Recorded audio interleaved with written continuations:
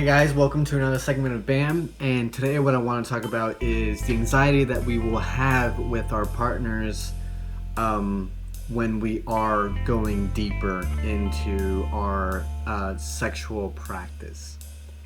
So sometimes what happens is that, you know,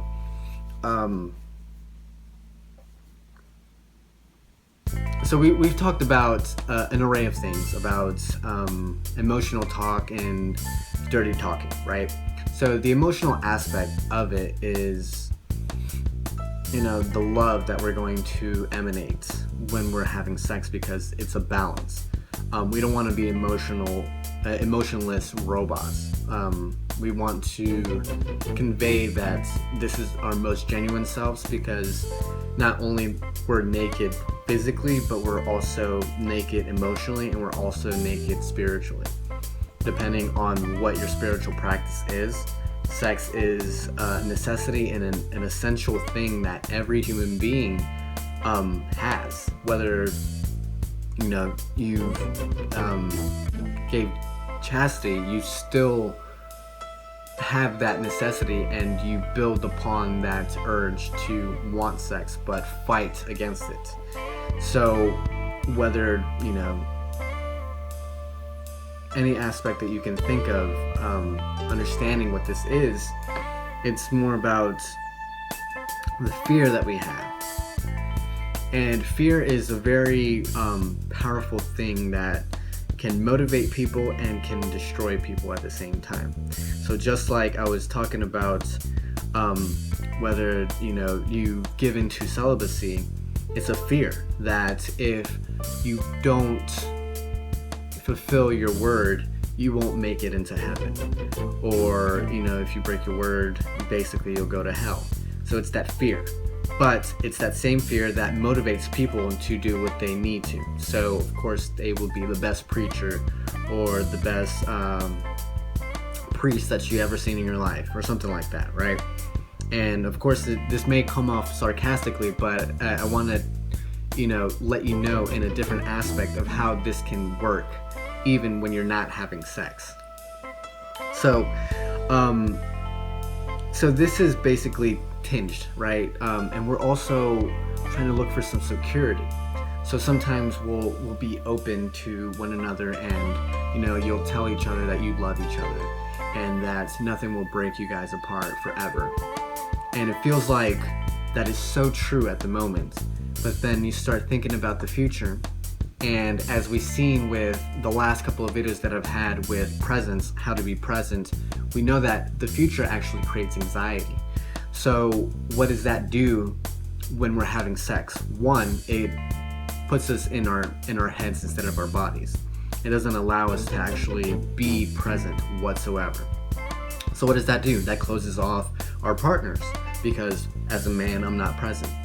Two, what does it do? It actually creates some anxiety. So I'll be thinking in my head and I won't be able to perform. So I'll be thinking about wanting to perform. And once we're in our heads, we're not actually feeling the sensations and the emotions, and we become automatic.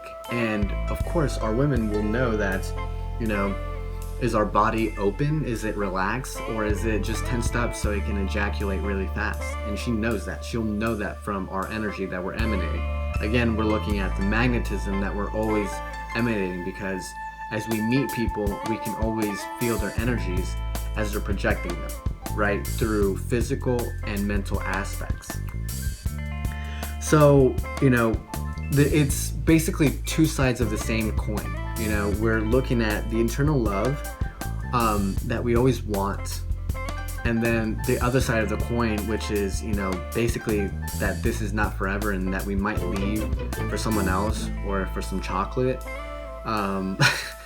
and we never know what's going to happen in the future. So it's understanding that the relationship is the practice. You have to understand that what you're practicing is the relationship at that moment. Whether you guys are together, you never know what's going to happen tomorrow, right?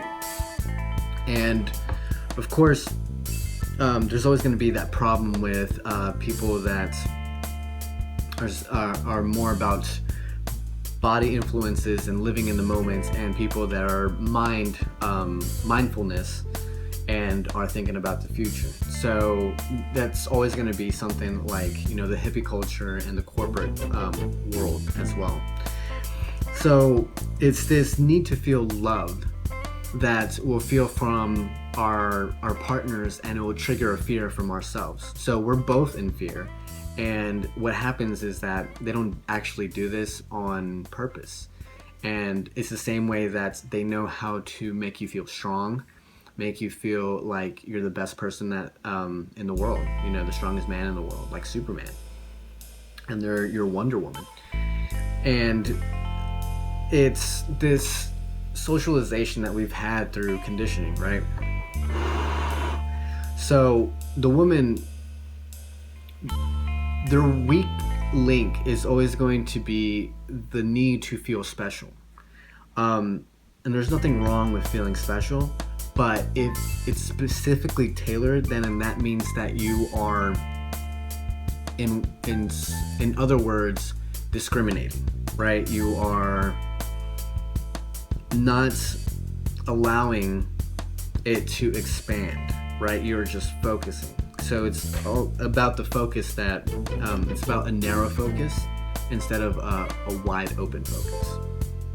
And this is kind of different than what I've talked about in open focus brain.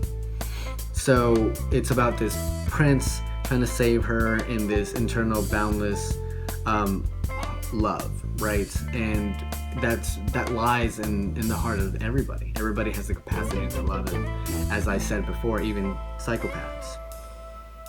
So just like a man can't often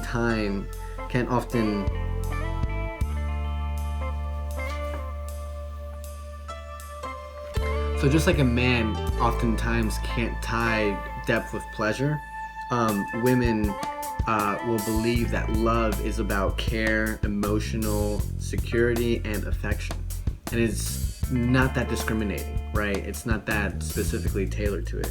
It's few women can understand that it's not only about adoration, but it's about like this full and radiant love plus the adoration, right? So it's not, if you think about materialistic aspects, it's not about the material things, it's about the emotion. Well, it's not about the adoration, it's about the emotion, the love, and the adoration. So love without boundaries won't make her feel special. It won't. What you do is you dissolve her in this utter radiance, and as I said before, great sex is about bliss and openness. So of course what you want to do is basically like stay away from these affirmations of love and spoken devotion, right? So they'll want you to understand that it's about letting them know that they love them, and that you have to create this devotion that I always will be there, always ensuring that that's always going to happen, and that's never going to be sure. The security to provide this. So romantic is not there in the moments, right? Romantic is about like, this is very tragic love. So it's not like this internal bliss. It's more about like Romeo and Juliet, right? So because like they know that they don't have that much time, so what happens in the end is tragic love. The male aspect is about this weak link in having sex as a stress releaser, and this is the other thing that it can trigger. So you're looking at sometimes women just want to please men in the aspects that they think this is what they need. And this creates a routine, it creates monotony, and it creates mediocrity. And this is bad because obviously there is no passion behind it. It just becomes this chore that you have to do, or an obligation. And as I spoke about not wanting to have sex if you don't want it, that's basically what it is. So you're looking at men wanting to empty themselves and women want to, basically fill themselves up. So basically it's the same aspect as, a man filling a woman once he's going to her vagina, and a man ejaculating as an emptiness, instead of a release. So we were looking at the aspects of building up ejaculation instead of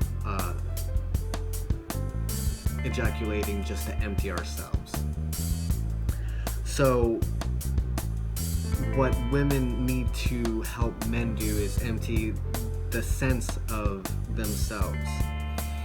And this basically means that in the innermost core of ourselves, we are men, depending on what kind of man we are. So if we tend to go on the masculine aspect, we need to have that reciprocation so we can understand that even if we don't have the materialistic support that we're always looking for, then this will make it easier for us to understand who we are as a person and not as an image that society has basically given us.